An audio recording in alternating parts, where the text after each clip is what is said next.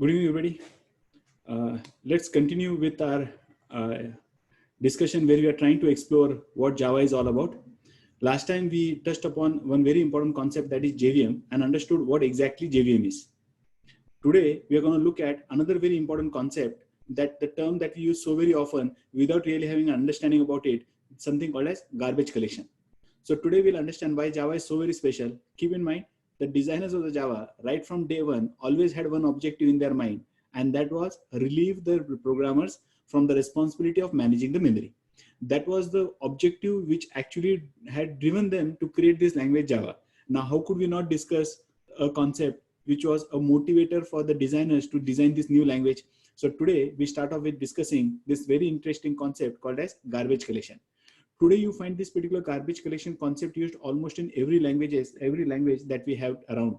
But then this was quite a revolutionary thing which gave so much of relief to the developers, wherein the developer has to bother only about his business logic and do not really have to bother about memory leaks, do not really have to bother about how to manage the memory. All those things have now been taken care of by Java itself, Java means JVM itself. So let's explore this concept of garbage collection in quite a detail and understand what are the various algorithms that were traditionally used and how the logic for collection of garbage has improved over a period of time, and what are the various algorithms that are currently utilized by most of the JVM creators, most of the vendors. I cannot tell which one is utilized by whom. We know for sure, since we are using Oracle JVM, we know what they use. So algorithm is what I'm going to discuss, not the implementation though. It's far more complex. JVMs are implemented in C, C++. So the implementation will be very complex. But you and me as a programmer, it relieves you and me as a Java developer from the nitty-gritties. We do not have to trace the elusive memory leakage that may happen anywhere. You can focus more on your business logic and not bother about the memory. So that gives you an opportunity to focus only on the logic, not bother about how the memory will be managed. So let's understand what this concept of memory management, garbage collection is all about. Also, we need to understand what exactly do we mean by garbage. So let's begin with our discussion of this very interesting concept called as garbage collection in Java.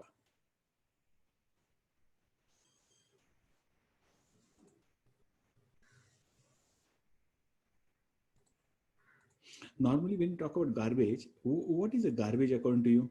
If I use the term garbage, what is a garbage? Yes, anybody? What is a garbage? Unwanted material. Yeah, anything that is not required. Okay, very correct. It's a garbage. So this Duke is going to do the garbage collection for you automatically. You do not have to identify and say, this is the block of memory I don't require, and this is the block of memory that I require. You do not have to go on to identify them, manage them, nothing at all. The entire memory management for you will be done by the Duke automatically. So let's understand what is a garbage, how garbage collection was traditionally done, what are the simplest algorithms that are available for garbage, and why is it so very critical. Okay, let's understand them with the help of an example. So garbage implies that any object that is no longer needed by the program and which can be thrown away. That means whose memory we can reclaim. Because, hey, just hold on, let me check, have I started recording? Yeah. So when you actually run a program, you'll be creating variables, you'll be creating object. Java is 100% object oriented. So every time you create an object, this object will be created in the memory area that is heap. Remember, those who come from C, C++ background, dynamic memory management, when you do, the only area which is available for you to perform dynamic memory management is an area, special memory area called as heap. Now, when you talk about heap, we are talking about traditional computers. We said JVM is it emulates the actual machine. So if in your actual machine you had a stack and you had a heap, JVM also has a heap because it emulates the working of an actual machine. It behaves as if I am the actual machine. So if it's now going to behave as if the JVM itself is an actual machine, so it should provide all the runtime memory areas which the actual machine provides you for your regular programs. So if the actual machine for your regular program provides you some memory areas like a heap or a stack, then it's the duty of JVM also to provide them. Why? Because JVM is an emulation of the actual machine. It emulates the working of an actual machine. So if it's going to emulate the working of an actual machine, then the JVM has to provide you every memory area that your actual machine provides you for a traditional C, C++ application. So one such area is called as heap. Heap is an area where dynamic memory allocation takes place. When you allocate some memory dynamically, there are functions through which we can allocate memory dynamically. If you're working with a language like C, you had malloc, calloc, realloc. If you're working with C++, you had new kind of function to allocate. If you're working with C, to release that memory, we had function called as free. In C++, we had something called as delete and so on. So we had those either standard operators in C++ or standard library functions in C++ that we could use to allocate and deallocate memory. But this entire deallocation allocation memory, which was happening on the heap, was done by calling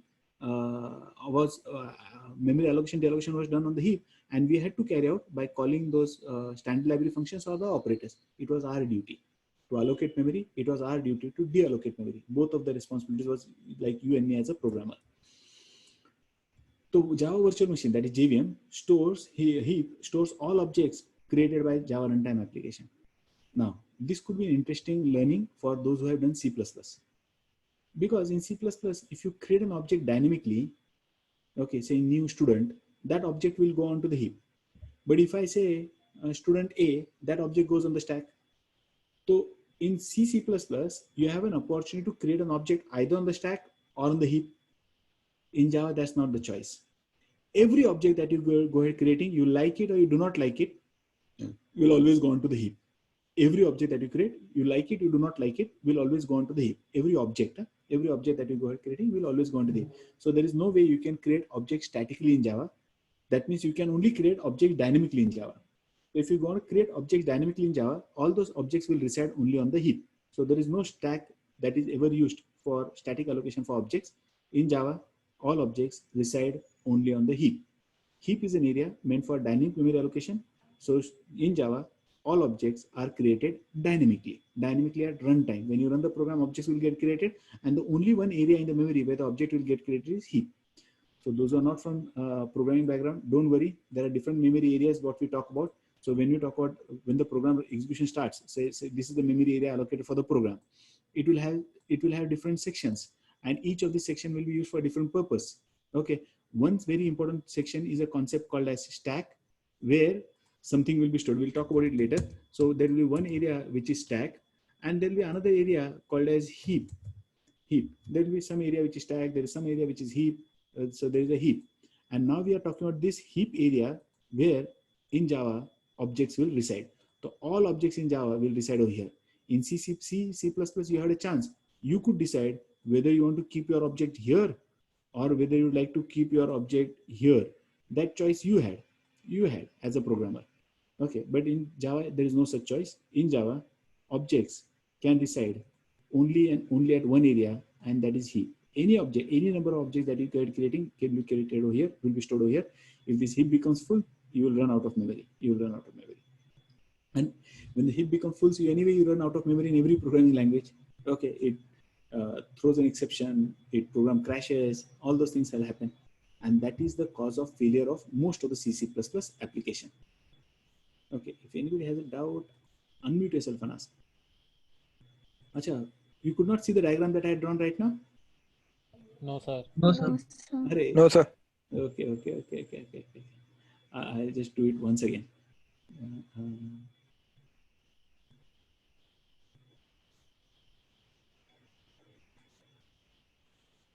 Here. So I was talking about different memory areas that are there. So when you talk about any programming language, so while we start with the program, when the moment the program starts, what actually happens is there is one memory area that is allocated for the program. Suppose this is the memory area that is allocated for the program. Okay, normally it's in the RAM, memory is allocated. Now, when you talk about this memory area is utilized for all the purposes. There are different parts inside the memory. Just to quickly summarize, what are the different areas that will be utilized in a traditional C or C++ program? What would the various sections be? There will be one section where all instructions will be stored. There will be one section where all instructions are stored. That means your code is going to be stored. So that's one area. There is one area which is called as stack. There is another area that is called as heap, and there are some other high order memory areas, and I'll not talk about all of them. So there are a lot of memory areas which are there where things will actually get stored when you start running a program. Normally, we'll have something called as text area. Okay, or it is the more proper word is instruction area. where your code will get stored, suppose. Then there will be some area called as stack, okay, and then there will be an area called as heap. You will have an area called as heap. So there are different memory areas which are available. Now in C, C++, suppose you have a class called a student. Suppose you had a class called a student. Suppose you're here and you had defined a class. Say you had a class called as, say, class X. A class called as point. Suppose you had a class called as point. You could talk about anything. Huh? Suppose you had a class called as point. Suppose that's the class. And you create an object. How would you create an object? There are different ways you can create an object. You could have just said like int I. Likewise, you could have said point P. That's one way to create an object. You could also say something like this. You could say point star ptr is equal to new point. That's how you can construct an object. Now there is a difference between these two ways of constructing an object. The first way that we see over here, how the object has been created, this mechanism, okay, this is static allocation. That means where this object has to be stored, compiler will decide at the time of compiling the program itself. So this P object will go onto the stack, okay. Whereas if I create an object dynamically by using this operator new, in that case, what will happen is where this P is on the stack, this PTR is also on the stack. Huh? PTR is a pointer that's also on the stack.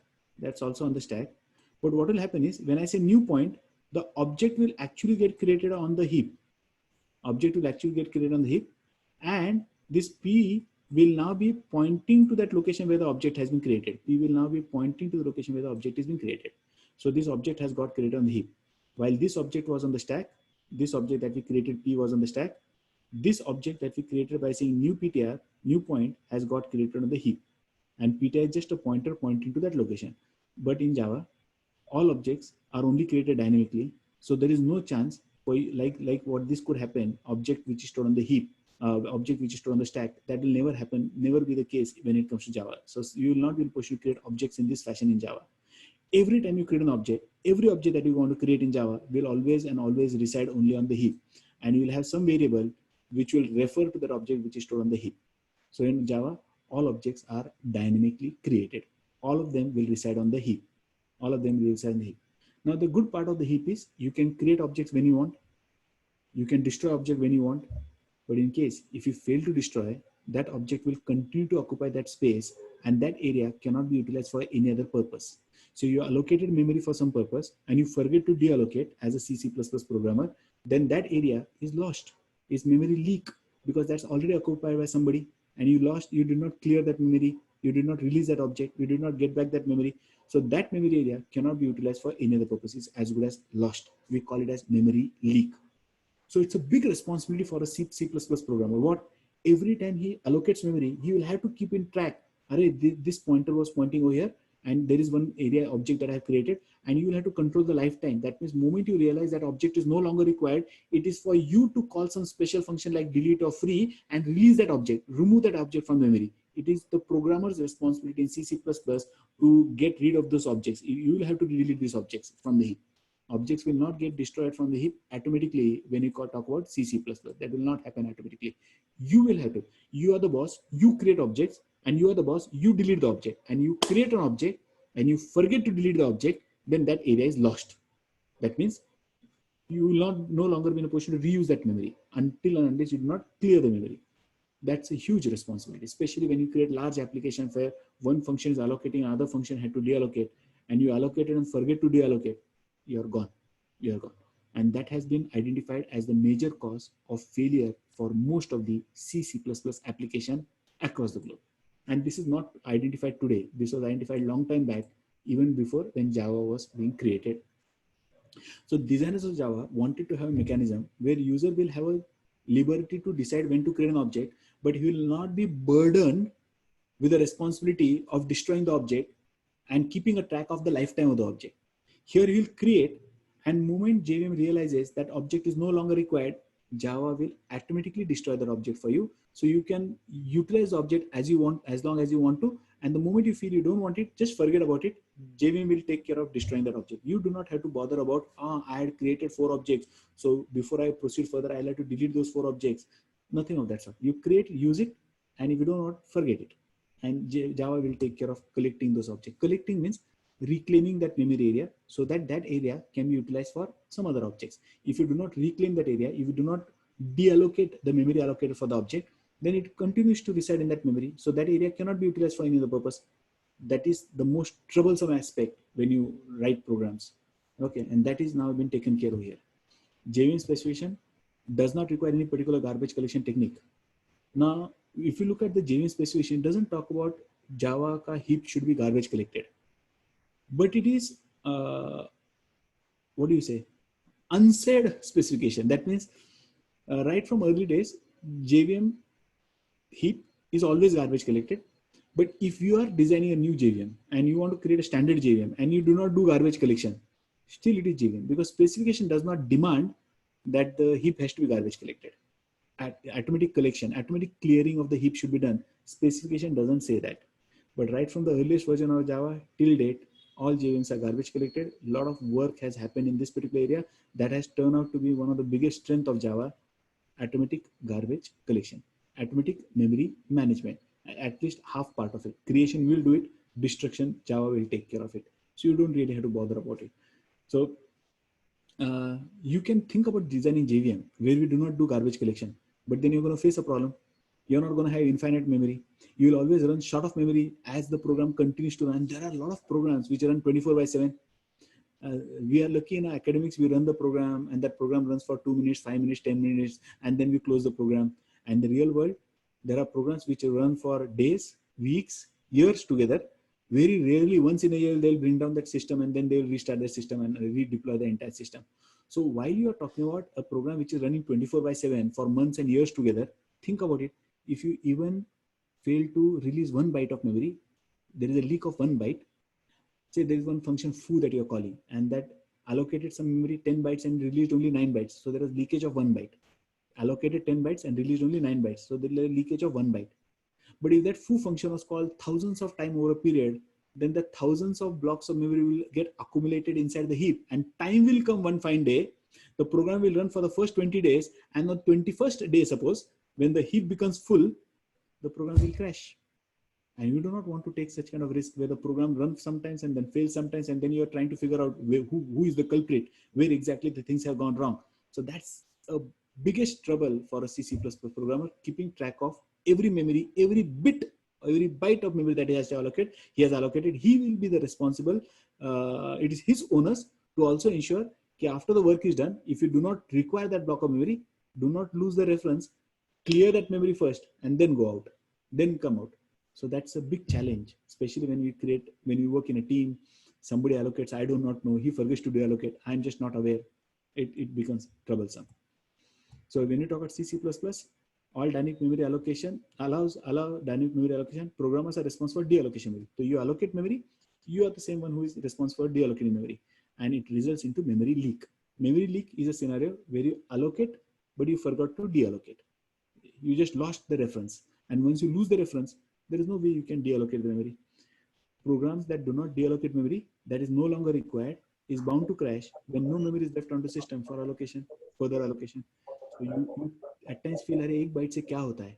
अरे 1 byte, 1,000 times that function is called, 1 byte will accumulate to 1,000 bytes.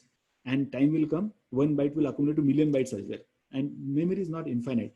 So as long as you do not come with a system where memory is not a concern at all, infinite amount of memory is available, then you don't really have to worry about garbage collection. Then you can create a language where it doesn't worry about memory, and because you have infinite memory. But there is no system design even today where there is infinite memory which is available. You may have lots of memory, but infinite memory is definitely not an option that is currently available for us.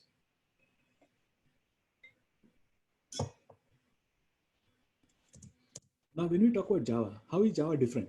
In Java, it provides a system level thread. Now you have to get prepared yourself. You will come across these terms. For a moment, till the time we do not proceed further with the Java discussion, when you come across any case, a concept called as the term called as thread. If in case you have done OS, you will be in a better position to understand. But अगर आपने OS नहीं पढ़ा है, so till the time I do not explain you the concept of thread in detail, think about it as a process, a lightweight process. So when the Java is running, that means when the JVM is running, inside which there is simultaneously, alongside with your business logic, the program that you're running, there is a system process that is also running. And what is this system process doing? It's keeping a track, which you as a C++ programmer, you had to keep a track of the memory that you're allocating, memory that you're deallocating. Somebody had to keep a track. In Java, there is a system level thread. That means there is an inbuilt process that will keep a track of every memory that you go ahead allocating. Every memory that you go ahead allocating, and it keeps a track. Are you using that memory? Is it required or not? It will constantly keep a track of it. So there is a system level thread. That means there is a system process that is internally running inside the JVM. You do not have to launch it. You do not have to ask to stop it. You do not have to say start and check whether memory is leak or not. You do not have to do anything of that sort. You do not have to do anything of that sort. Everything will be done for you automatically. Everything will happen automatically for you. Just give me a minute.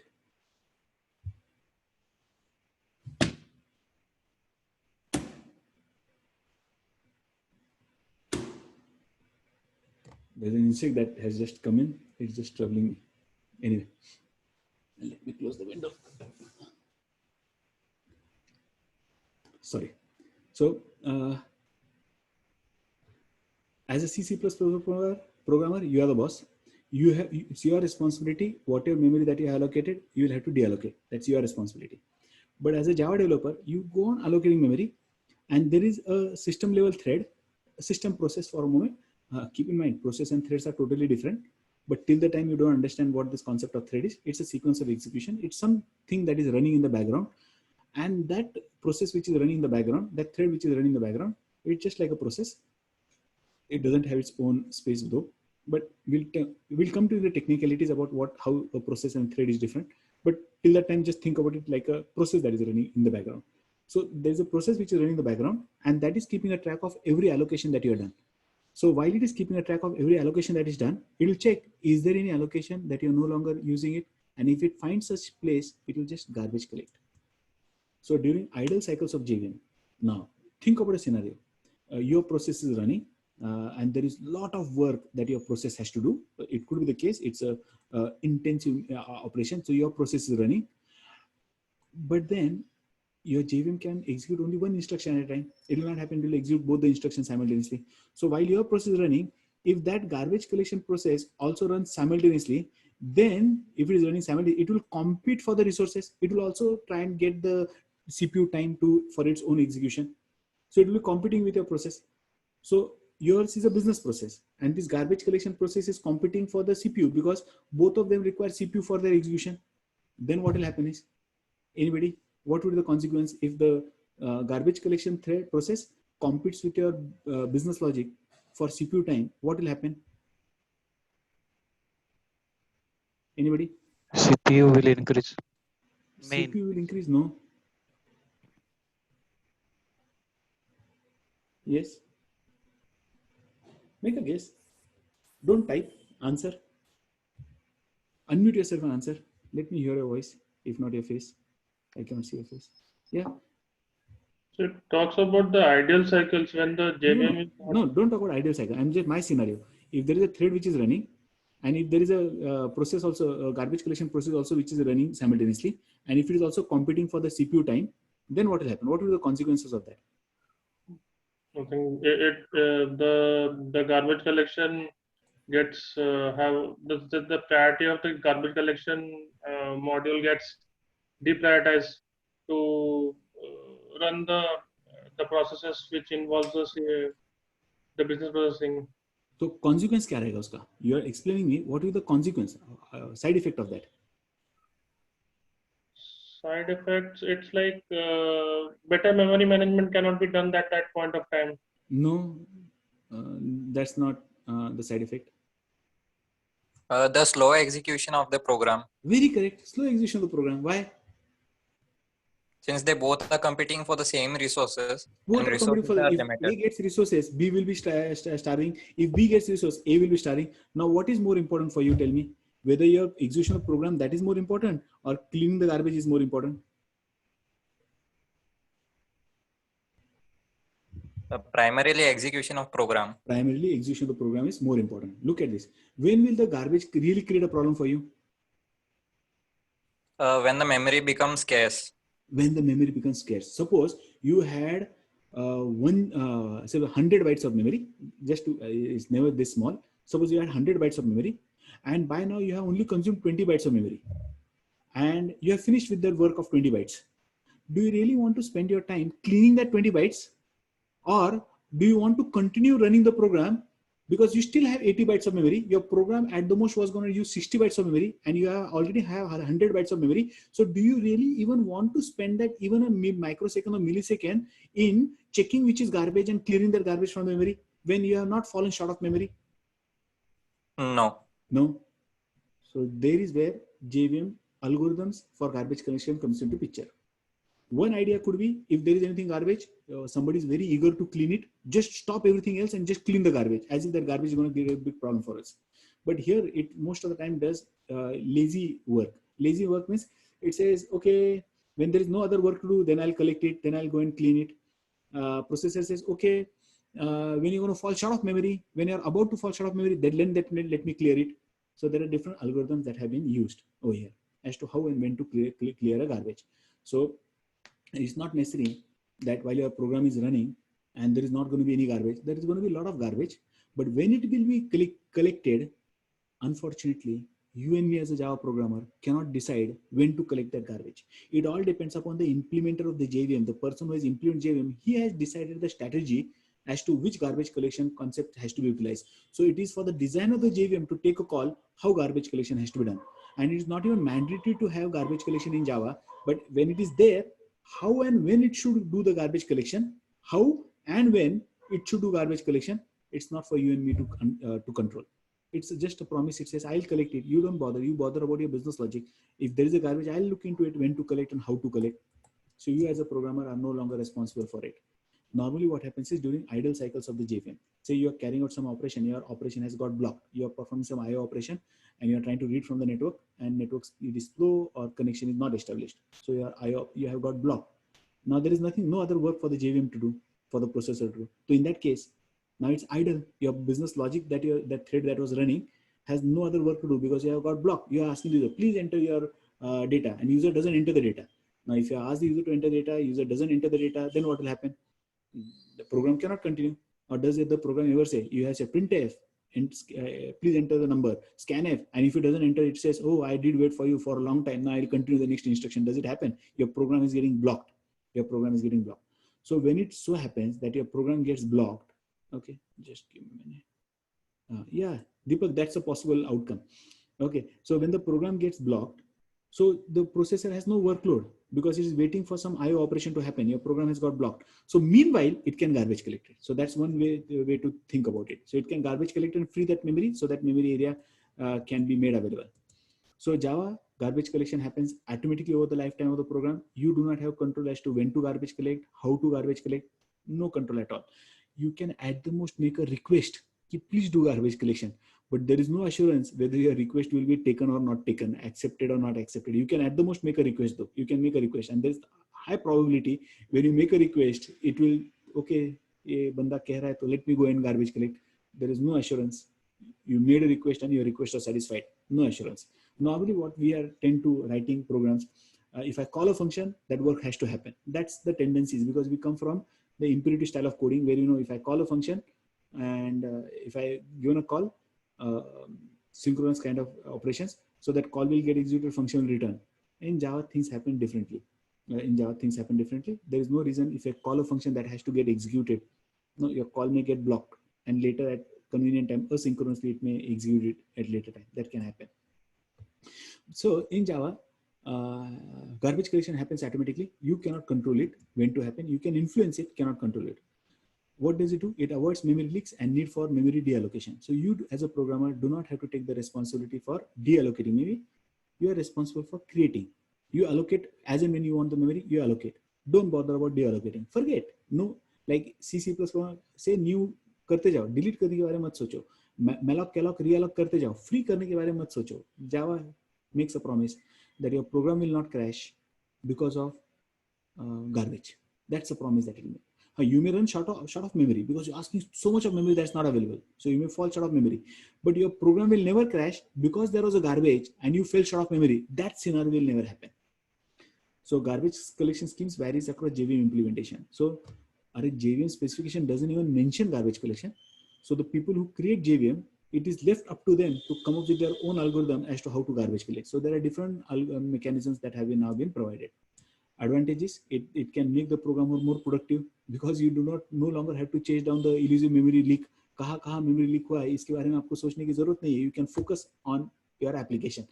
Just go on asking for memory when you want to. Don't bother about when to collect that particular memory. Garbage release करने के बारे में मत सोचिएगा. Just go on to allocate that memory.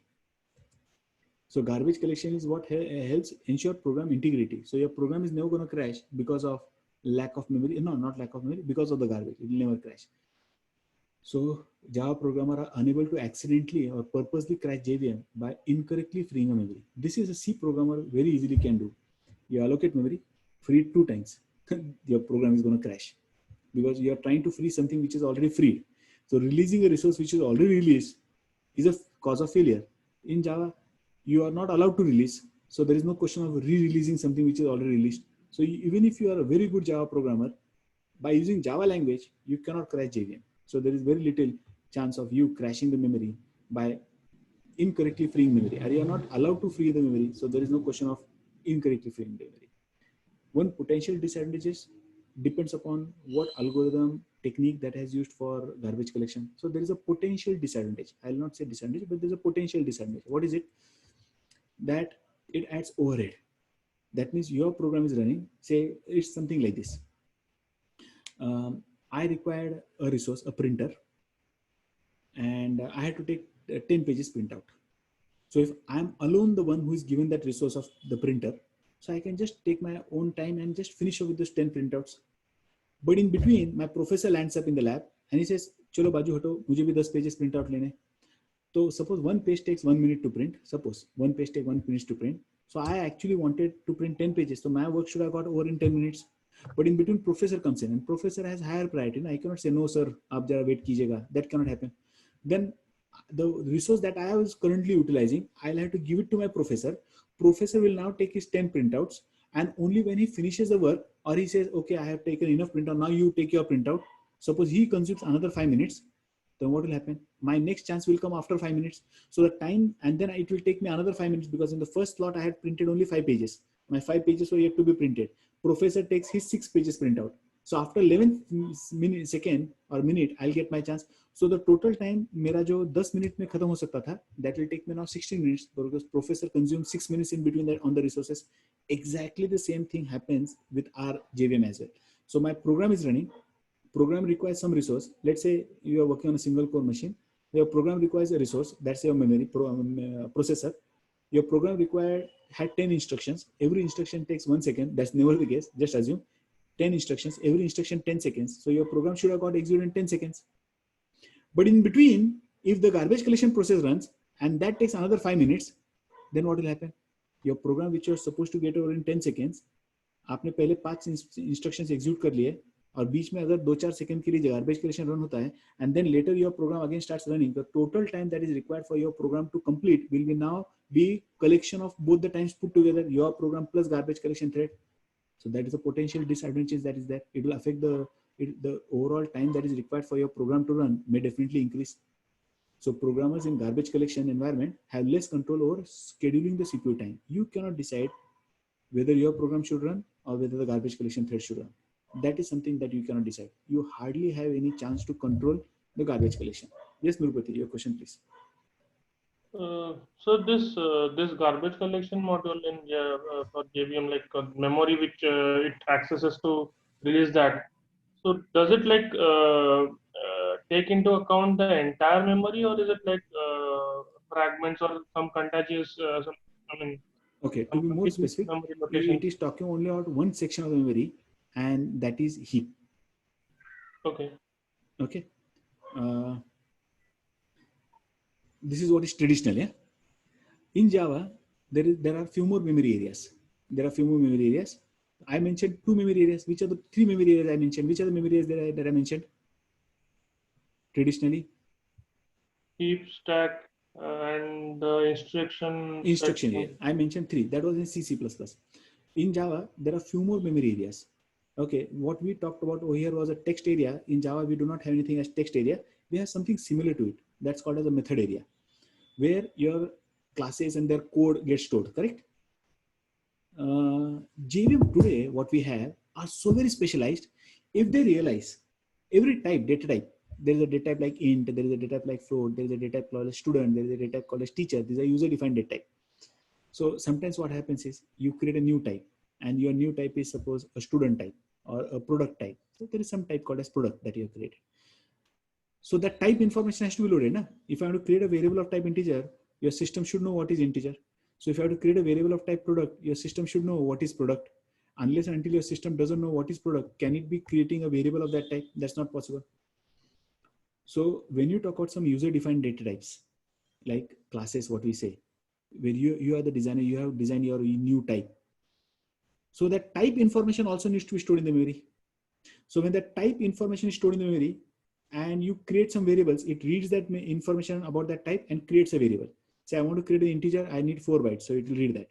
If I create a student variable, so whatever is the size of student, it will read what a student is and accordingly create a variable of type student. Even if I create dynamically by saying new student, about how much memory is to be allocated for the student, that information should be available somewhere. So when the program starts, the types are also loaded in the memory. And there is one special memory area called as method area. So primarily when we talk about garbage collection, we are normally focusing on heap where objects are residing.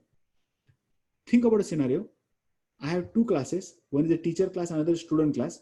I create 3 objects of teacher class and 3 objects of student class. And later in the program, I no longer require teacher. So only 3 objects of students are there. Teacher objects have been garbage collected. So if teacher objects are garbage collected, and for a very long time in the process now, you are not creating teacher object, the system may reach to a conclusion that you no longer require teacher. So if you no longer require teacher, nowadays the JVM that we have, they will garbage collected method area and remove that type information about the teacher that is stored in the memory. That will also be removed. So just to answer your question, traditionally garbage collection was limited to heap, but what we see today, garbage collection technique have now been extended to memory area like method area where a type information is stored. So if it realizes, currently I'm talking, look at this. If somebody talks about garbage collection, talk only about what I'm discussing earlier. Garbage collection is a concept which is concerned about releasing memory allocated for the objects which are no longer required.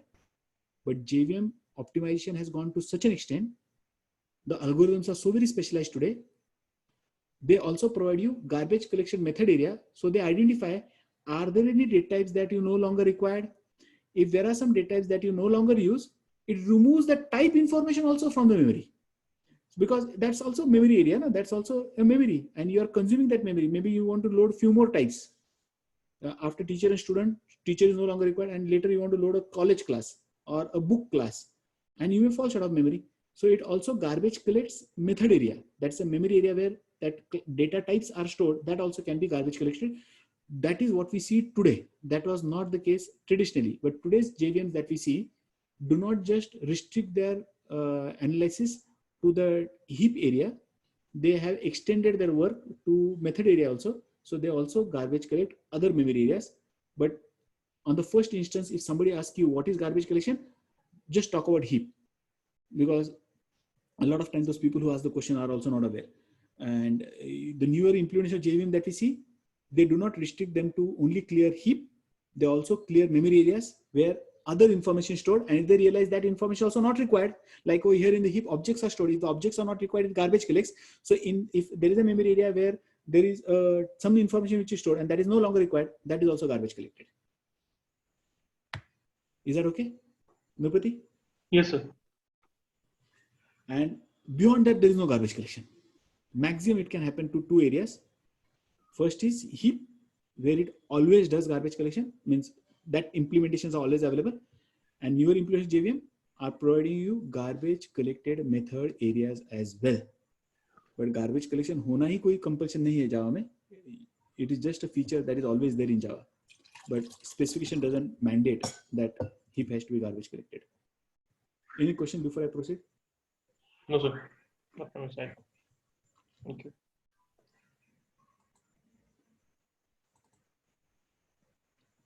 Unfortunately, we do not have control as to when to garbage collect, how much to garbage collect. We do not have any control. That is completely left up to the garbage collector that is there, the one who is responsible for garbage collection. Now, there are various techniques. So any garbage collection, must do two basic things. So even today, when you talk about the best of the techniques of garbage collections which are available, there are some basic idea that is still the same. Now, first will be, you will have to identify what is a garbage. Can you release memory not knowing whether that memory is required or not required? So whatever algorithm that we may learn or you may explore, tomorrow you think, I want to implement JVM. It could happen. Or I would like to have my own garbage collector. That's possible in Java. You can do that. Suppose you thought of doing that. But idea will be, your thought process has to start with a technique where you identify what is a garbage. Unless until you are not identified what is a garbage, how are you going to collect it? How are you going to collect it? So if you want to collect it, you have to identify what is a garbage. And once you identify what is a garbage, you have to reclaim that space. That means you have to release that area, so that that area which was occupied by a garbage can now be utilized by your program for other objects. Currently, I'm restricting my discussion only to heap, just because Nurputi asked. We talked about other areas also garbage collected, but we'll restrict our discussion only to heap. It is the same logic that we used for other memory areas as well. But it's easy for me to talk about only heap, because that's the kind of understanding most of the time we have. So we'll only focus our discussion on heap. But same idea applies to other memory areas as well, especially the method area. And I will be telling you all the method areas in JVM, what is the role, because when you are going to be a Java programmer, I told you, I don't want you to be like a surgeon who does not know anatomy. You need to be a surgeon who knows what is happening inside as well. So first is identify what is a garbage, and second is, if you identify what is a garbage, reclaim that area so that memory area on the heap can be utilized for some other purpose. That's the basic idea. Now, any object referenced to by a root is reachable and therefore a live object. So how does it identify what is required and what is not required? The simplest thing is, if I have a reference which is referring to some location and where that object is stored, as long as there is a reference referring to that object, that means potentially I may be requiring that object. So that's a live object. Let me tell you what may really happen. When I talk about live object, what are we saying? Suppose many of you know C, C++, so I'll just use C, C++ instructions. And those who do not know C, C++, focus on the diagram that I draw, what is happening. So don't really have to worry much about it. So I'll just explain you what do I mean by live object. Okay, suppose we are writing some C, C++ instruction. Assume that there is a class called as student, and that every student class is of 100 bytes. So there is a class called as, is the screen visible, what I'm typing? Yes, sir. So there is a class called as student. We'll not go into the syntax. So there is a class called as, there is a type, data type, like int is a data type, class is usually defined data type. So there is a type called as student. I could take int also, but int is so small, and my student is 100 bytes, suppose. So there is a class called as student. And what you do, you create a pointer of type student. So you say student star ptr. Now when you say student star ptr, what's going to happen? This is a variable that has got created. This is a variable that will reside on the stack. I'm taking reference of C, C++. So your memory area is divided into two sections. Your memory area is divided into two sections. One section is heap, other is stack. So one area is stack. If you have any confusion anytime, please ask. And another area is heap. And those who are not from programming background, just look at the diagram, you'll understand, because we are not learning C, C++ anywhere over here. So when I say student star ptr, what's going to happen? Somewhere a variable called as ptr will get created. Somewhere a variable called as ptr will get created. Somewhere on the heap, somewhere on the stack, this variable ptr will get created. So there is a variable called as ptr that has got created. So this is our ptr, a variable called as ptr that has got created. Somewhere it is residing. So there is this variable called as ptr that has got created. That's not pointing anywhere. That's not pointing anywhere. Okay. And then later in the program, what do? I say ptr is equal to new student.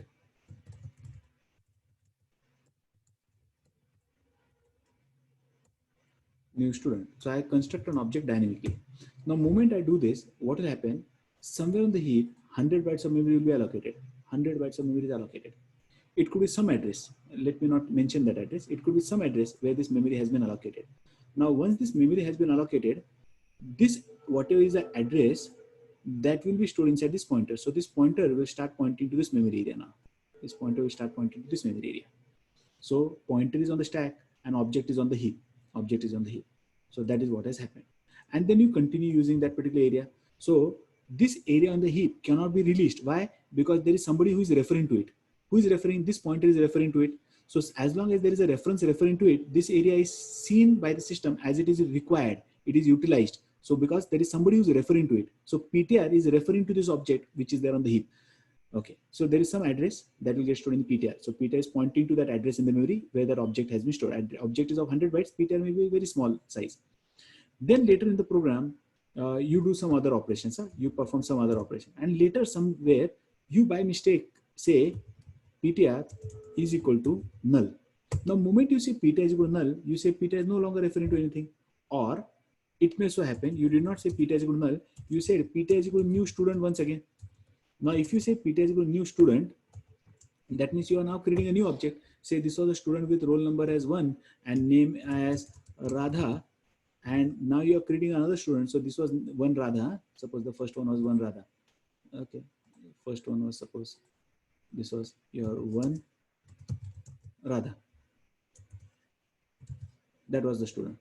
And now you go on to construct another student, and that's two Sam. That's another student that we have created. That's another student.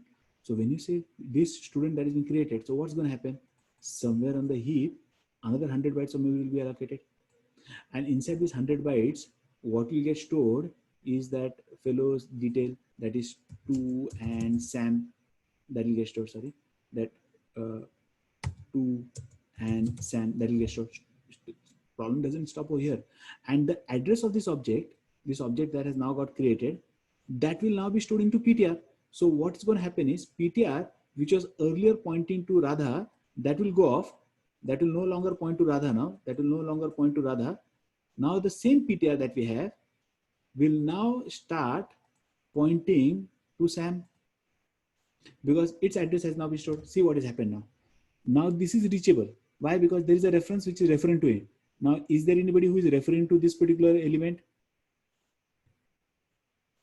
Is there anybody who is referring to this object now? Yes or no? Sir. No, sir. No.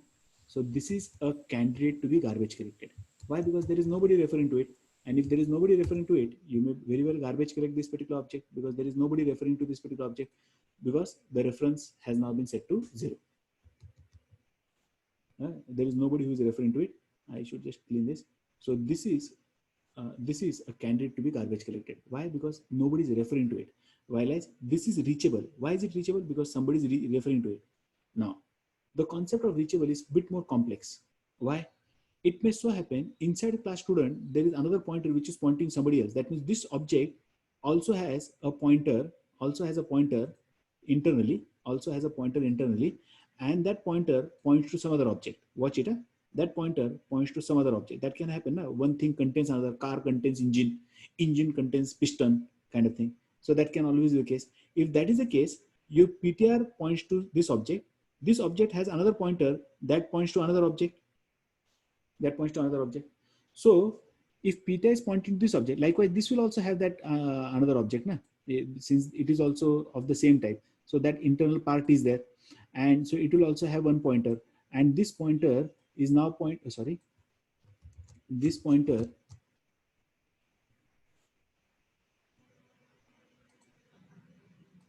is now pointing to this. Watch it.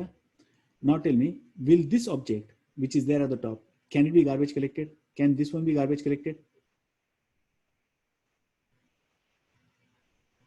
Yes or no? One object refers to another object. So there is a reference to this object. So can this be garbage collected? Yes or no? Yes or no? Sir. Yes, sir. Q? No, since it is a live object. It's a live object. What was the definition of live object? Anything that is reachable. Yes, sir. Okay. Now tell me, how will you reach this? Unless and until you don't reach Radha, there is no way to reach this. Although there is somebody who is referring to it, it is still unreachable. So it is still a candidate to be garbage collected. Why? Because it looks like reachable, but unless and until you don't reach Radha, there is no way for you to reach this particular thing. Okay. So this is reachable. Why? Because using PTR, I can come here. Watch it. Using PTR, I can come here. And from here, I can go here. So this is reachable. But for me, from my program, I cannot reach Radha. So there is no way we can reach over here. So not necessarily that any object whose reference count is more than becomes, even if it's 1, somebody is referring to it, it can still be not reachable. Why? Because from the root, you may not be in a position to reach that particular object. So this entire thing, so look at this now, what will happen? Somebody said this should be garbage collected. So even if we take that, even if we say it should be garbage collected, even then let's look at it, what will happen. Now, is Radha reachable? This object reachable? No. No. Now suppose if this is not reachable and if this gets garbage collected, suppose if it so happens, this gets garbage collected, that means if this gets garbage collected, then what will happen? This will become unreachable. This one will become unreachable then. After memory for this one has been released. Yes. Okay. So if I have deleted this one, okay, if I deleted this one, this will become garbage because there is nobody referring to it. So that will also get deleted. So garbage is something which is unreachable. If I have an unreachable object and that is referring to another object, that is also unreachable. So both of them will be garbage collected. Okay, both of them have to be garbage collected. And if an object is referenced by another object, so this should also not garbage, this should also not be collected, and the other one, this should also not be collected, and this one should also not be collected. Both of Sam should also not be collected, and Sam is referring to another object, that should also not be collected. Why? Because there is somebody who is referring to it. I'm saying, here, pointer, this should also not get garbage collected. This should also,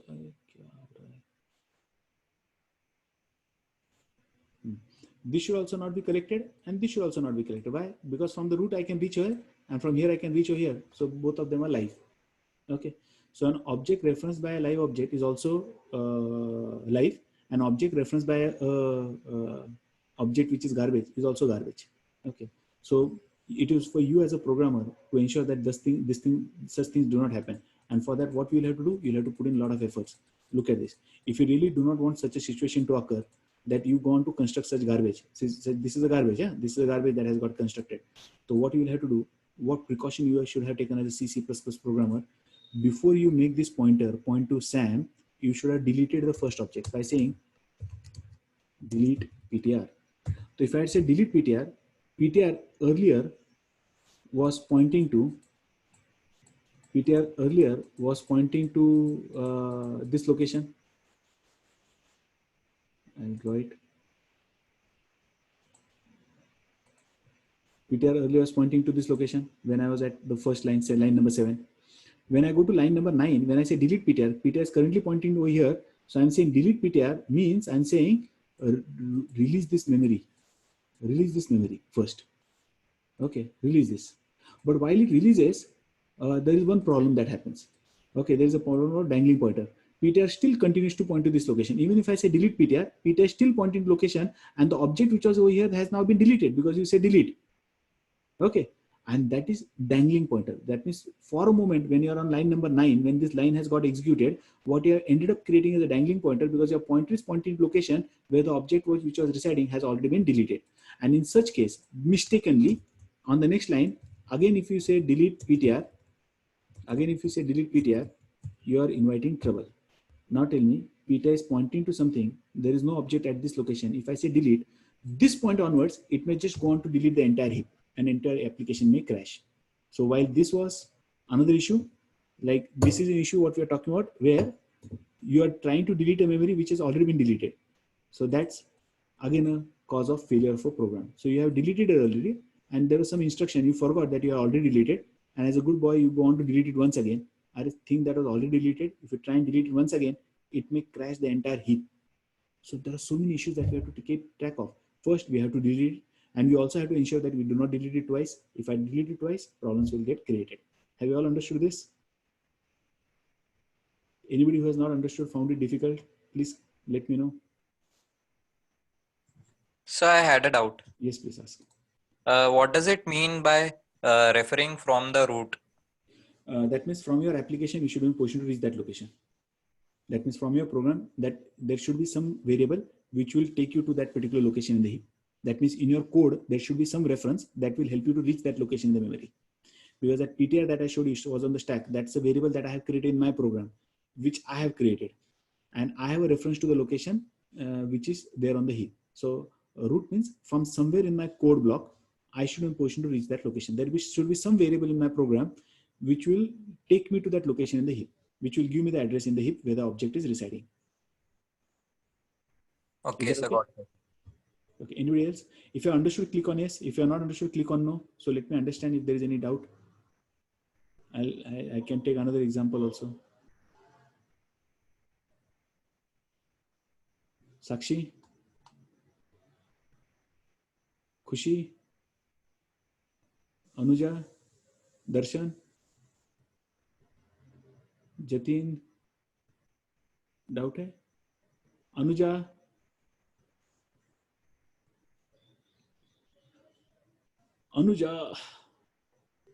सो गए क्या? Darshan, Khushi, those who don't answer, respond. You say yes, say no. It's like you're not paying attention towards what is being discussed here. यानी शायद आपने शायद video on किया हुआ है, join किया है, and you are going out. I have a tendency, if I find somebody who is not responding, I put them back into waiting. हाँ, तो फिर आप परेशान हो जाओगे, लेक्चर कंटिन्यू नहीं कर पाओगे. Anuja, hold your mobile horizontally. अगर आपको फीचर दिखाई नहीं दे रहे, हॉरिजॉन्टली पकड़ोगे तो नीचे पार्टिसिपेंट आएगा, एंड पार्टिसिपेंट में क्लिक करोगे तो आपको बटन दिखाई देंगे. Some of you find it difficult to see that buttons कहाँ है, ढूंढ नहीं रहे. They are sending me on the chat. So hold your phone horizontally. अगर फोन पे है तो नीचे फिर आपको पार्टिसिपेंट आ जाएगा, पार्टिसिपेंट पे क्लिक कीजिएगा. That will, there you can click on yes and no. Okay, so most of you understood. Let's continue with our further discussion. We still have some time. आज एक टॉपिक कवर कर लेते हैं ताकि nobody can take you for a ride. कोई कुछ गलत कहे जावा के बारे में और आप हाँ कहे, ऐसा नहीं होना चाहिए. So any object referred by a root is reachable, and therefore that is a live object. So who asked that question? Who is a root? Me, sir, Akshay. Akshay. So that is a nice question. Root means some element in my program, some variable in my program, from where I can reach that particular location. Okay. Additionally, any object referenced by a law object is also reachable. Apne SAM mein there was some reference. So if you have an object that refers to some other object, composition, one thing points to another, that's also reachable. Program is able to access any reachable object. So these objects must remain on the heap. So anything that is reachable should not be garbage collection. That should remain on the heap. Anything that is unreachable is a garbage. Any object that are not reachable can be garbage collected. Can be garbage collected. Will be, I do not know. Can be garbage collected because there is no way for the program to access them. Once you lose the reference, you are lost. If I say Peter equal null, I no longer can say, give me the previous value where Peter is pointing to. That will not happen. Once you lose, you lose.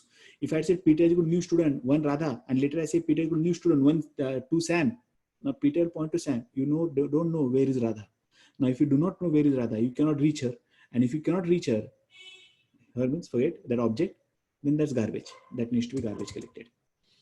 So there are two basic ways in which you can distinguish between the object. One is reference counting, other is tracing. Now, the algorithm that I'm going to discuss should help you to understand how traditionally these things were used. There are much more sophisticated mechanisms for garbage collection that are in practice today. I'll quickly run through them, but these are very good ones because these are copied into other languages also. This concept of reference counting is very interesting. What does a reference counting say? Let's quickly have a look at it. Just read this description, I'll explain it. It says, the reference counting garbage collectors, that means the implementation that is there, distinguishes live objects from the garbage by keeping account for each object on the heap. That means with every object, there is a counter, and that counter tells who all are referring to me, how many references are referring to me. So the moment any reference refers to it, the count is incremented. And moment any reference do not anymore refer to it, count is decremented. So with every object, there is a counter. There is a counter. The counter keeps a track of number of references which are referring to it. Then an object itself knows who are referring to me. The reference doesn't keep a track. मैं किसे refer कर रहा हूँ. Object keeps a track how many references are referring to me. When any variable is assigned to a reference object, the object count is incremented. So if any other variable is assigned the reference, that means same pointer is assigned to another one. I'll show you with the help of an example. One more reference refers to that object, count is incremented. And when is it decremented? When a reference to an object goes out of scope or is assigned to another variable, the object count is decremented. Any object with reference count 0 can be garbage collected. Such a simple idea. Okay, जिस किसी का reference count 0 हो जाएगा, that will be garbage collected. So this was traditionally how it was done. So coming back to our example once again. Suppose I construct this object pointer called as PTR, and what was the scene? We said we have a stack and a heap. Just have a look at it once again. One is stack, other is heap. So आज हमें एक खत्म करके रुकना है. So no running. So I have a stack and a heap. So there are two sections, stack and heap. And our PTR is a pointer that's on the heap now. That's on the stack. PTR is a pointer that's on the stack. So we have constructed a pointer called as PTR that's on the stack. Watch it. Huh? This is my PTR. I'll say P1 PTR or whatever it is. Whatever the name is. Let's say P1 because I will be requiring a lot of pointers. So I say P1, that's my pointer. That's like a reference. Who is referring to the object. Okay.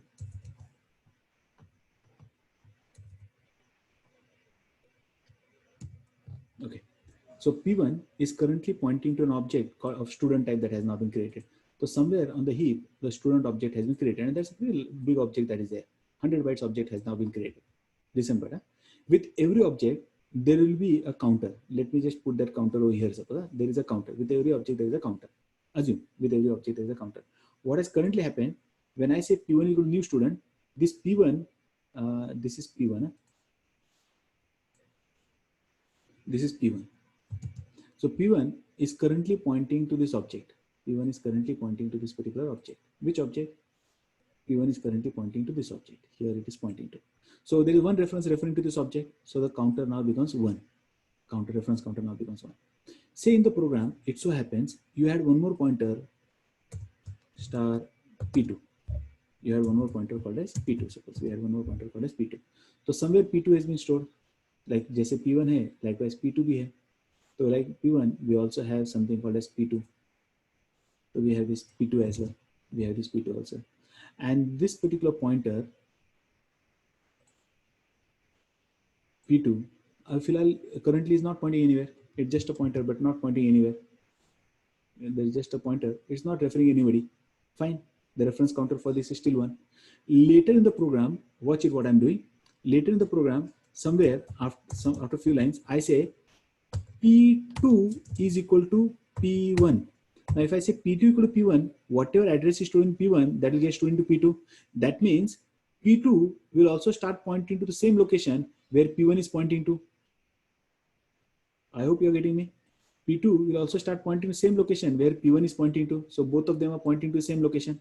Now, if P2 also points over here, this counter, which was earlier 1, will now become 2. It will now say there are 2 references referring to me.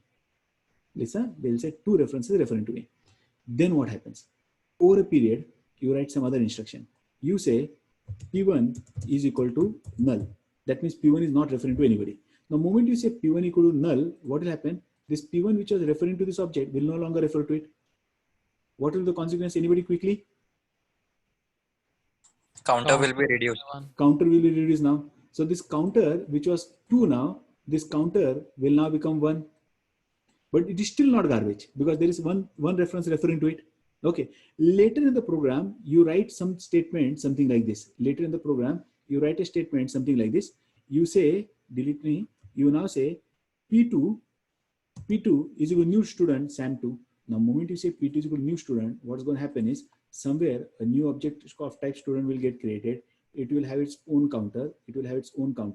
And P1, P2, which was earlier pointing to the first object, that is Radha's object, will now end up pointing to this object. It will now end up pointing over here. Earlier it was pointing here. Now it will end up pointing over here. It will point over here. Now, moment it points over here, earlier it was pointing over here. This will go off. Now, if this goes off, this counter, which was 1, will now become 0. Whereas this counter will now become 1. Correct? So look at this. The counter for this object has become 0. So this is a candidate to be garbage collector. I am not saying it will be garbage collector. I am just saying it's a candidate to be garbage collected. This can be garbage collected, whereas this cannot be garbage collected. This is a live object, whereas this is a candidate to be garbage collected, and you can very well collect this object. You can release this object. Why? Because this reference counting is 0. Now, since reference count is 0, you no longer have this object's address anywhere. Now there is no way you can go back to this location. There is no way you can reach over here. Why? Because you have lost its reference. Where is it stored? You no longer have a track of it. You just have a track of where this object is currently stored. You have a track of this. But now this object can be garbage collected. Why? Because the reference count has become 0, whereas this one's reference count has become 2.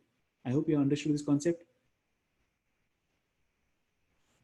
Click on yes if you have understood it. If no, let me know.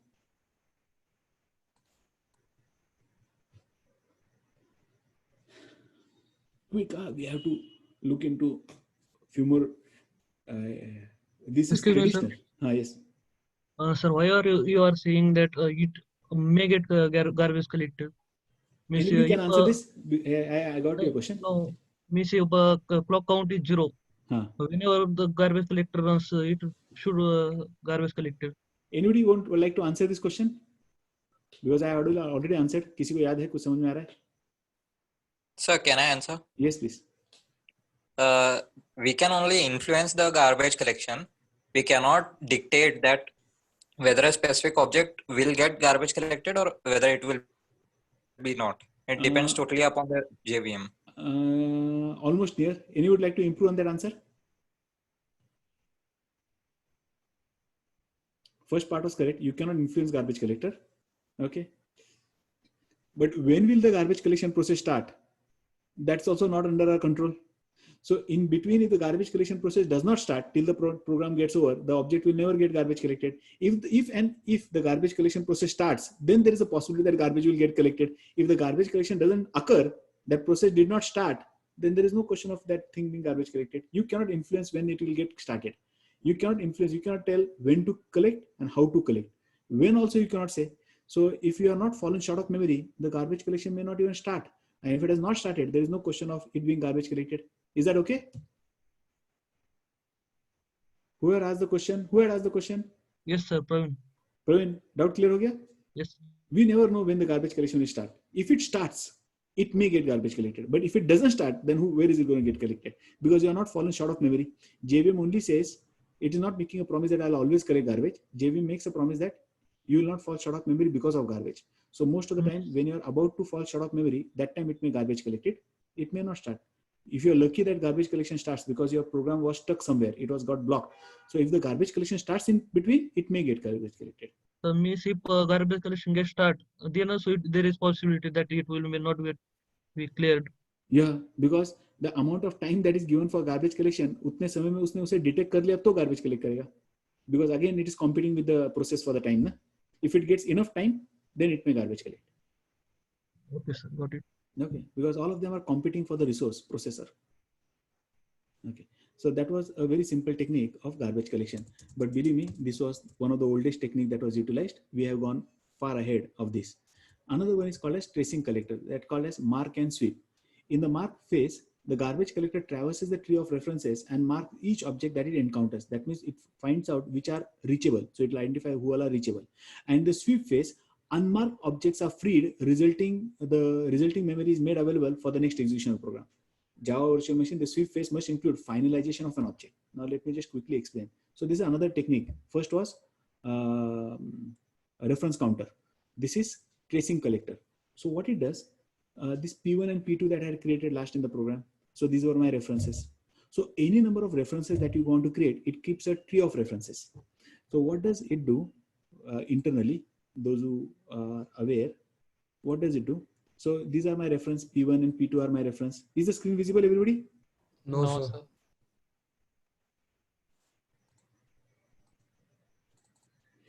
Is this P1 and P2 are so-called my references. And they may be referring to this object or they may be referring to this object, correct? So all the references that may be there in your program, P1, P2, P3, Pn, whatever references are there, it maintains a tree of references. It maintains a tree of references. So it will keep a mechanism through which it will know what all references are present with me. It will know what all references are there with it. So one side is stack, other side is heap, like always. Left is stack. Oh, I'm writing with a, okay. This is a stack, whereas this is a heap for us. This is a heap.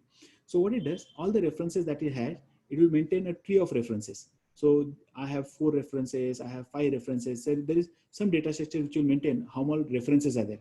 Each of these reference may be referring to some object on the heap. Each of these reference, there are n number of objects which are there on the heap. There are n number of objects which are there on the heap. And each of these reference may be referring to some object. Each of these reference may be referring to some object.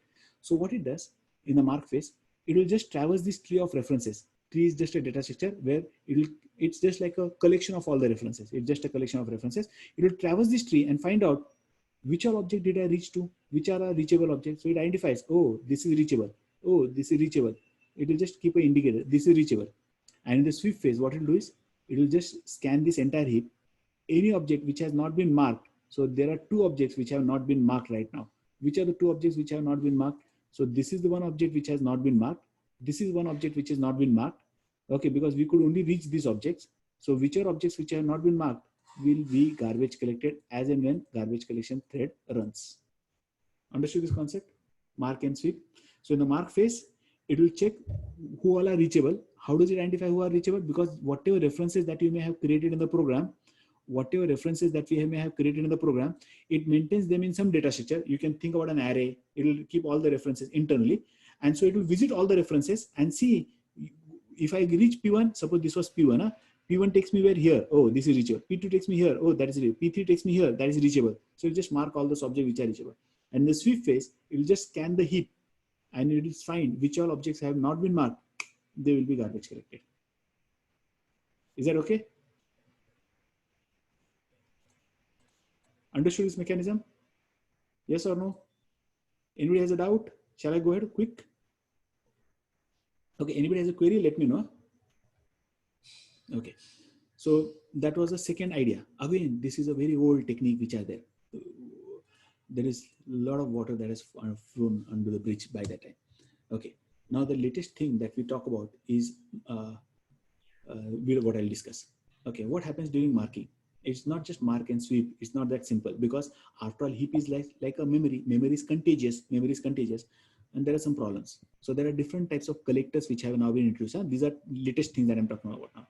So this is where the garbage collection identifies which piece of the memory are used and which are not. Marking phase, first phase. Second is mark, and first is mark and second is sweep. So what it had done? So before marking, these were all the objects which are. Can you see my marker on the screen? The one that I'm moving. Is that visible? Yes, sir. Okay. Yes. So these are all the memory blocks which are there, and this is before marking. So it scanned the entire tree of references, and by the tree of reference, it realized, array, I have only reached few objects, and few of the objects are not reachable. So it identified, oh, I reached this object. So it identified, I could reach this object, I could reach this object. So this was reachable, this was reachable, this was reachable, this was reachable.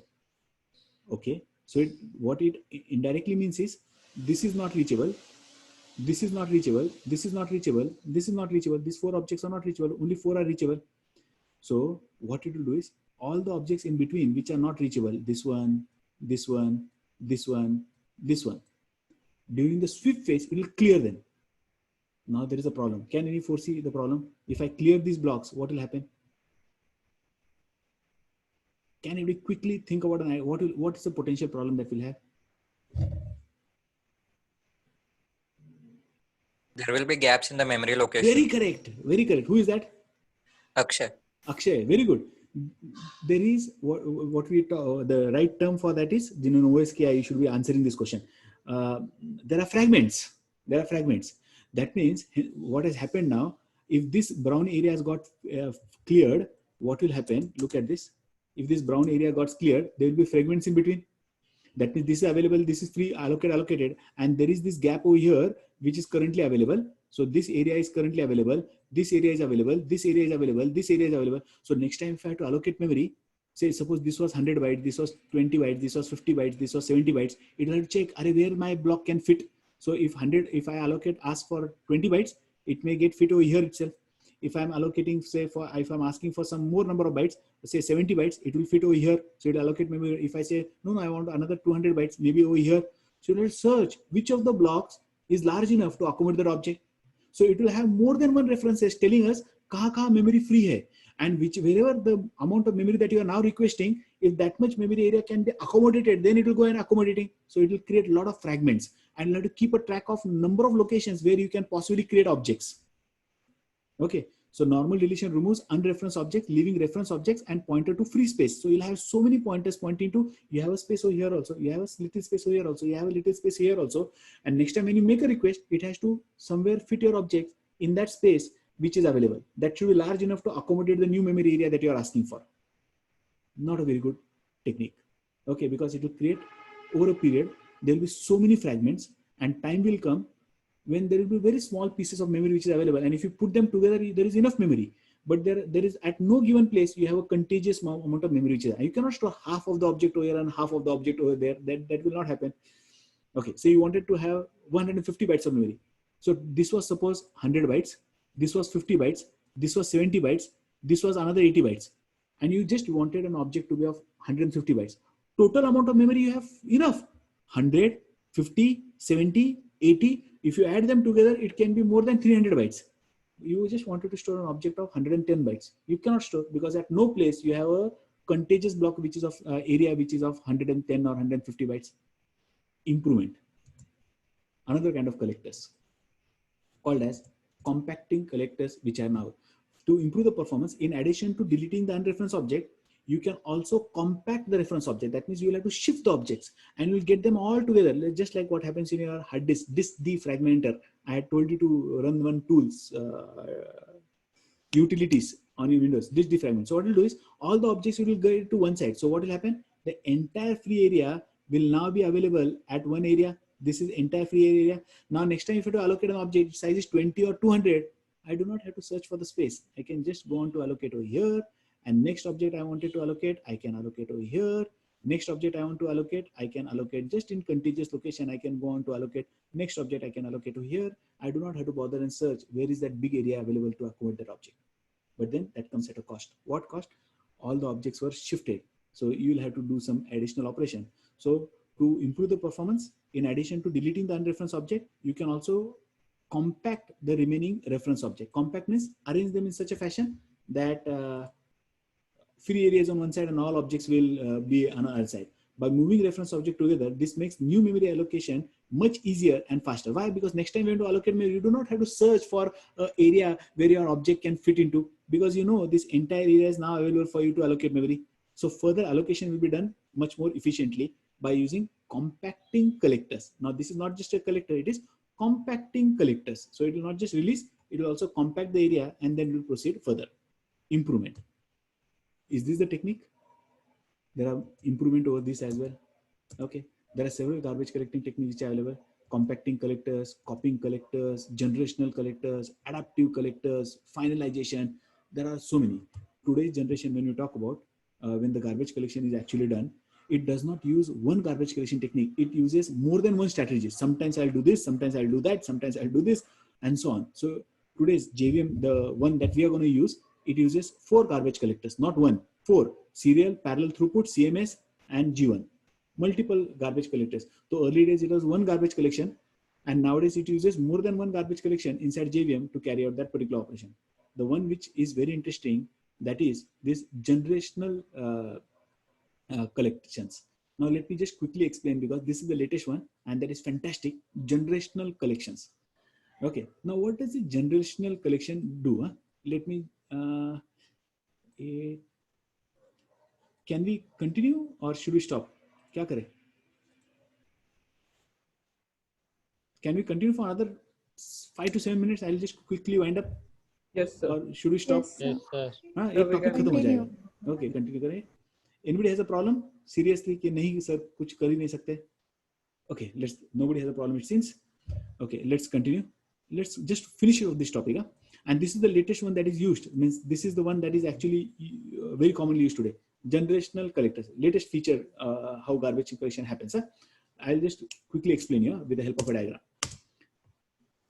Now, all garbage collection algorithm use technique called as generational collection, new feature. While live garbage collection examines every live object in the heap every time, generational collection exploits several empirically observed properties of most applications to minimize work required to reclaim unused object. Look at that, the first one. First one was what that we had seen? Reference counter. So it has to check for the reference counter for यार आपका reference counter कितना है. They will check. और जिस किसी का 0 है उसे garbage collect करना है. Second was tracing, where you have to mark all the objects which can be garbage, which are not marked are to be garbage collected. That means it has to run through the entire heap every time, and heap is large. So checking for the entire heap is going to consume a lot of memory. But then over a period, as these garbage collections were implemented, programs were monitored, garbage collection process, when it was monitored, they realized there is no real point in checking the entire heap. There is no real point in checking the entire heap, because most of the objects do not live for a very long time. Because you call functions, function के अंदर object create करते हैं, when you go out of the function, that object becomes garbage. So those are to be immediately garbage collected. So why should you spend time checking for the entire heap for garbage collection? So they now decided to use a concept called as generation collectors. So most important of these observed properties is weak generation hypothesis, which states that most of the objects survive for a short period of time. That was over a period as these garbage collections were implemented, as they went and monitoring this garbage collection process that has happened, as they monitored various programs, they realized most of the objects do not live for a very long time. They are created and they are quickly destroyed. They are created and they are quickly destroyed. There are very few objects which reside in the memory for a very long time. That means which are required for a very long time. Most of the objects are not required for a very long time. That was an understanding that happened with research. Now with this understanding, they came with another technique, and this is called as generational collectors. Let me just quickly explain you what this concept is all about. Now here you see the survivor, the virtual, and then the old kind of thing. So just focus on that two part, young and old. Okay. I'll put a note wherein I'll give you more details about Eden, survivor, virtual. Okay, I'll give you more details, but just focus on two parts. One is young, another is old. Now, what is this young? When the program starts, when you create an object, listen to me very carefully. When the program starts, when you create an object, that object will get created in the young area. Listen, the object will get created in the young area. And as and when you go ahead creating objects, they will go ahead creating in the young area. I'm not going into more details. I'm just quickly winding up. Objects will get created in the young area. But then time will come when this area becomes full. Correct? Now, where in this young area this object will get created? It's the Eden area where the objects will get created. It will go on creating these objects in the Eden area. And then time comes when the Eden area becomes full. Now, if it becomes full, that means there is no more memory available for you for garbage collection. Are you with me, everybody? So when the memory is allocating, it's focusing only on young area, not on the old area. Time comes where in the young area, in that Eden area, it is allocating the objects. And this is all inside heap. And then it realizes Eden is full. Now what should you do when the Eden becomes full? The entire heap has not become full. Only that Eden area has become full. Any guess?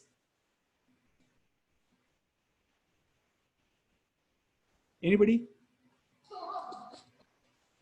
Are Corona guess? It will push it to the old side. Okay. What it does, now it realizes Eden area is almost becoming full. So what it does, it just does garbage collection.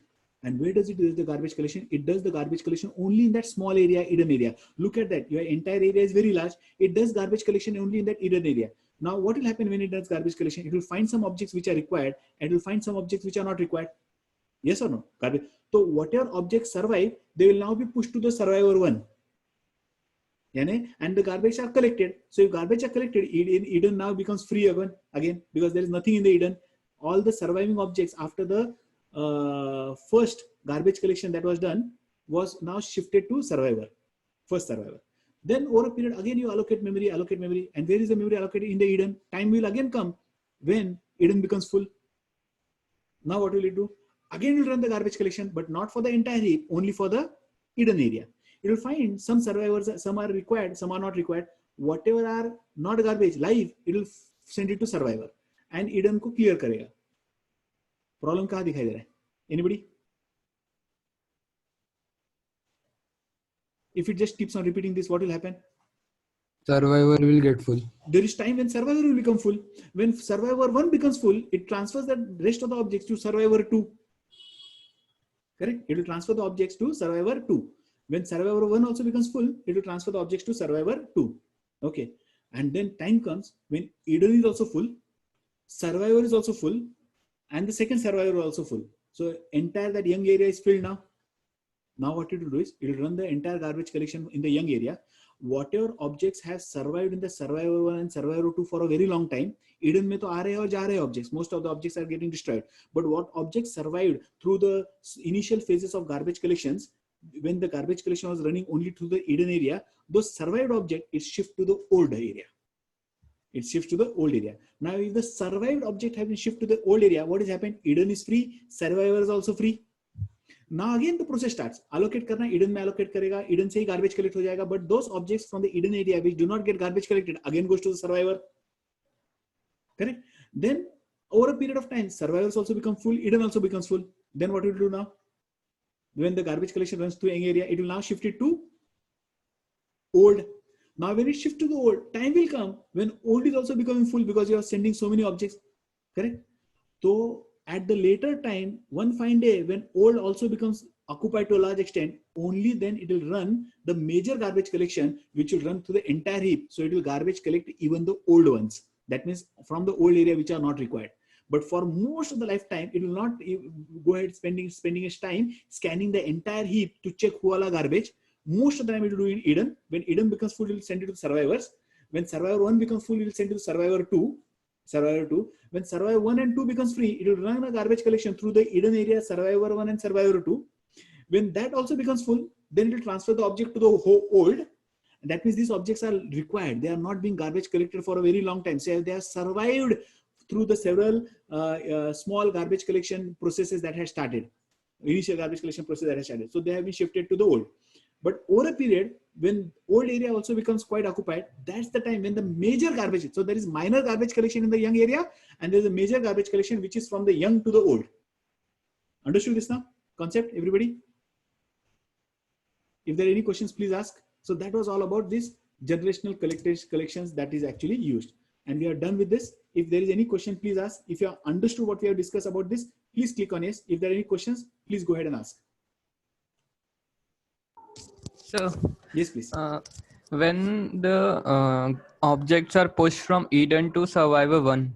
Correct. So, Eden to Survivor 1. Yeah. So, when Survivor 1 get full, whether the objects from Survivor 1 get pushed to Survivor 2 or directly from Eden to Survivor 2? That depends on the implementation. But in most of the cases, Survivor 1 comes to Survivor 2. Okay, they're swapped. Okay. And what is the use of that virtual? I'll share a note with you wherein I'll give you the detail. Okay, but have you understood the major idea? Yes. One is a major garbage collection thread process, and one is a minor thread. Most of the time, what it will do?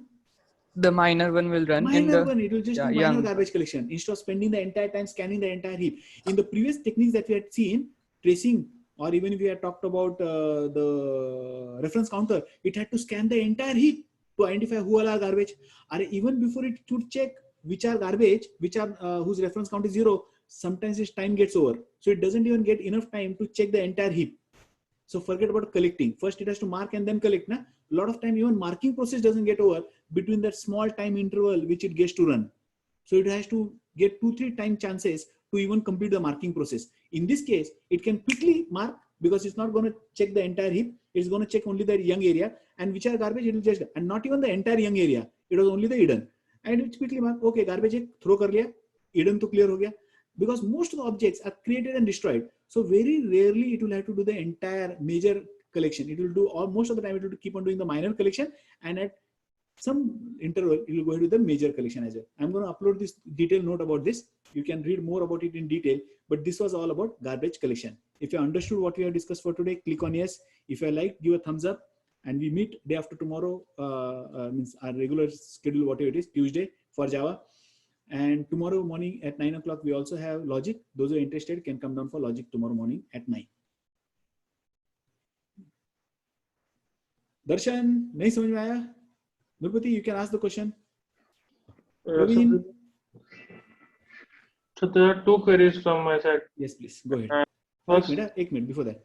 We have finished for the session for today. Those who want to leave can leave. Those who want to stay back can stay back. Thank you all for attending the session. Good night. Take care. Love you all. Yes, Nurpati.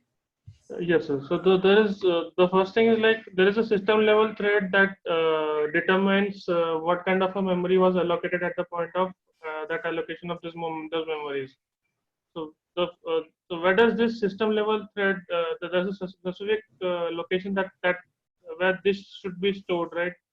And when like in my view, whenever the garbage collection occurs, and the systems must be I mean, referring to these threads for determining what kind of memory was allocated.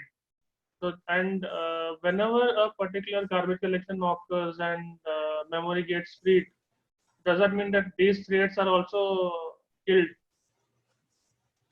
Okay. Garbage collection is a thread that is never killed. It's just like an infinite loop. It will just keep on running. That thread will never get, and even if it gets killed, it is replaced by another thread. So garbage collection thread is a system level thread. System level threads are running throughout the lifetime of the application. Neither you are creating it, neither you are destroying it. Okay, so the lifetime is not managed by us about the system level threads. First question. Second thing is like, what about the memory which is allocated for the thread? Now listen, thread is not exactly like a process, so no separate memory allocation happens for any thread. Threads are part of the process. So they are a sub-process, you can say, an element inside. It's a sequence of execution which is there within the process itself. So as long as the process is there, memory, they are sharing the same memory which is actually allocated for the process. So they are within the process. Threads are within the process. They are actually not the process. Process is just a simple term to understand. हाँ एक process run कर रहा है, दूसरा भी run कर रहा है. They are actually within the process. They all share the same resources which have been allocated for the process. So if you talk about physical memory that we were talking about within the JVM, the memory is actually allocated for the process, and all the threads share the same memory or resources which have been allocated for the process. Okay. Okay. Any other means anything? If I've left out to answer, please come again with put the question in different way. So whenever that those processes are like complete, it means that like those threads are deemed not required, and those will be implicitly killed or something like that, right? Okay. Because There are types of threads. There are types of threads. There is something called as daemon thread. There is something called as non-daemon threads. If I really go into details now, or there is one more type of thread. But these types of threads actually, the JVM waits for some kind of threads to complete their execution, and JVM does not wait for some kind of threads to complete for their execution. Your garbage collection is such a thread for whom JVM will not wait. So if the program gets over, that means your application thread, just to put in simple order, your major thread on which where your application is running, if that completes its task, and currently there is a garbage, and unfortunately that garbage collection thread has started execution, and your process has completed, that means your business logic thread has completed its task. JVM doesn't wait for that garbage collection thread. It will kill that particular thread and stop the JVM there and there itself. So there are some threads for whose completeness JVM waits, and there are some threads for whose completeness JVM doesn't wait, even if they are system threads. Garbage collection is one such thread for whom JVM doesn't wait, even if it has not completed its task. But if the application has completed its work, that task is terminated. Okay, sir. You want just because your question was not really understood by me, so whatever I understood, based on that I'm answering. So if the doubt is not clear, you can just rephrase your question and ask. No, that's fine, sir. So is the doubt clear? Yeah, yes. So what did you understand? Means it's like depending upon the priority of the processes, the garbage collection occurs. That's the first criteria. yes. And once it determines that those processes are not required, it immediately as per the processing logic of those garbage collection, it will be removed from the heap. That's what. But one thing is for sure, garbage collection thread never dies before the application. Means it will never happen. The garbage collection has stopped and your application is still running. That will never happen. It may so happen the program gets over. That means you return to the end of your application. Suppose function main, and you go to the last end of the function main. That means your business logic processing is done, and garbage collection is running right now. So JVM will not wait for garbage collection to complete its task. अभी वो start हो चुका है तो उसे अपना काम करने वाला shut down करो. Because the application is over, no point in wasting time clearing the garbage now, because the application itself has got over. Okay. Later in threading, I'll explain you two types of threads, something called as daemon thread and another is non-daemon thread. So garbage collection is a daemon thread. Daemon threads are background level process for whom JVM do not have to wait, even if they are working, even if their task is not done. And your business logic works on something called as non-daemon thread. That means until unless that is critical. As you said, you used the word priority. but I'm going beyond priority and saying the category of that thread also. The priority may be less, but the category is non-daemon. So however insignificant that work is, but if it's running on the non-daemon thread, the JVM has to wait for that task to get over. Sure. Okay. And we'll be learning those things in very, very detail. My favorite topic is threading, because I tell people who learn Java, unless until you do not master concept of threading, you are not a Java developer. Otherwise, you are just a C++ developer with a new syntax. because today's generation is multi-core machines. Na? Unless and until you cannot make the best use of your hardware, what's the point in learning Java then? Sure. Parallel processing, that's what I'm going to teach you. And it will be fun to learn, because with new version of Java, there are fantastic services which have been made available, and its coding has become very easy because everything is encapsulated. You just have to have a conceptual understanding. What is that this API will provide me advantage, and you have to just use it. Don't have to even implement it. But I'm going to go ahead the traditional way and show you how working happens, and then later I'll go with high level objects where everything is ready-made. But unless until you don't understand the algorithm behind it, how it really works, you will not be in a position to select the best one. Na? So our threading discussion goes long, because I first discuss the traditional way, and then I tell you high level APIs which are available, which will do everything automatic for you. So people tell me, ask me, sir, ये automatic करने वाला था तो आपने ये internal क्यों बताया? अरे automatic कैसे करने वाला मालूम नहीं रहेगा. There are 10 options which are available. Internal नहीं समझाऊंगा तो आप उन 10 option में से कोई option use कैसे करोगे? So we will learning threading in detail. With the existing batch, I'm starting with the threading. जो ex students है, they can just continue with the threading immediately. And for new students, wait. अपना regular जब आएगा तब. Sure. Shivani, and then whom I can see again, Rajat, and then जो भी है ex students है, you can join threading session when it starts. You talk to your friends, join threading sessions when they start. Next week I'll be starting with threading probably. So ex students can join. New students, don't jump onto that. You'll run away looking at the syntax. Okay, that's all for today. Thank you. Good night. See you tomorrow for logic development. Good night, sir. Thank you, sir. Bye-bye. Thank you, sir. Bye-bye. So एक minute, Diya, which session you are talking about? So the last session on Logic या Java? Java. Java? Yes, Last sir. session मतलब date बताइए. Thursday. Thursday ना, एक minute. Yes, sir. दिया, आपका mail ID क्या है? एक second sir.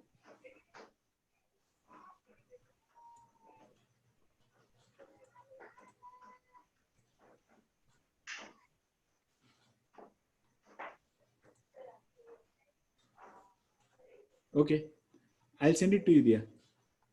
Thank you, sir. But watch it within next 24 hours. Huh? I don't have enough Okay, sir. memory. Okay. 24 घंटे में वॉच कर लीजिएगा. एक मिनट, अगर एक से ज्यादा लोगों को चाहिए तो होल्ड ऑन. दिया है, Saloni also wants it. Okay, anybody else? Okay, Diya and Saloni. I'll send it to you both, Diya and Saloni. Yes, sir. So- Thank you. Okay. So, Yes, Rohan. sir, tomorrow we have aptitude test from 9 to 10:45. So can we get tomorrow logic development Yes, yes. recording in the afternoon? Yes. So I, Yash and Karan are having lecture. Not an issue. I'll share with you. Aptitude test, sorry. Sir. मुझे mail डाल के रखो, मैं आप तीनों को recording share करूंगा कल की. Yes, sir, I'll mail it to you in the morning. या ईमेल आईडी के साथ डालो. Yes, sir. Thank you so much, sir. Bye bye. Bye. Bye, sir. Thank you. Diya, Saloni, you will receive it in 5-10 minutes.